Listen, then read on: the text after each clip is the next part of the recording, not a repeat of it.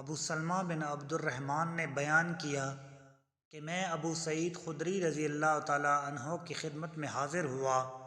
میں نے عرض کی کہ فلاں نخلستان میں کیوں نہ چلیں، سیر بھی کریں گے اور کچھ باتیں بھی کریں گے۔ چنانچہ آپ تشریف لے چلے۔ ابو سلمہ نے بیان کیا کہ میں نے راہ میں کہا کہ شب قدر سے متعلق آپ نے اگر کچھ نبی کریم صلی اللہ علیہ وآلہ وسلم سے سنا ہے تو اسے بیان کیجئے۔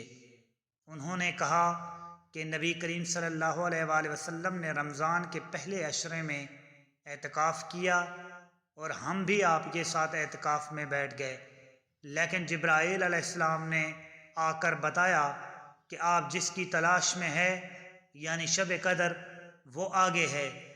چنانچہ آپ نے دوسرے عشرے میں بھی اعتکاف کیا اور آپ کے ساتھ ہم نے بھی۔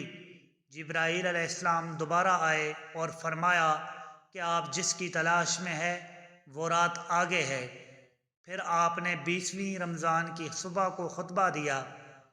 آپ نے فرمایا کہ جس نے میرے ساتھ اعتکاف کیا وہ دوبارہ کرے، کیونکہ شب قدر مجھے معلوم ہو گئی لیکن میں بھول گیا، اور وہ آخری عشرہ کی طاق راتوں میں ہے، اور میں نے خود کو کیچڑ میں سجدہ کرتے دیکھا۔ مسجد کی چھت کھجور کی ڈالیوں کی تھی، مطلع بالکل صاف تھا کہ اتنے میں ایک پتلا سا بادل کا ٹکڑا آیا اور برسنے لگا۔ پھر نبی کریم صلی اللہ علیہ وآلہ وسلم نے ہم کو نماز پڑھائی اور میں نے رسول کریم صلی اللہ علیہ وآلہ وسلم کی پیشانی اور ناک پر کیچڑ کا اثر دیکھا۔ آپ کا خواب سچا ہو گیا۔ صحیح بخاری، حدیث نمبر 813۔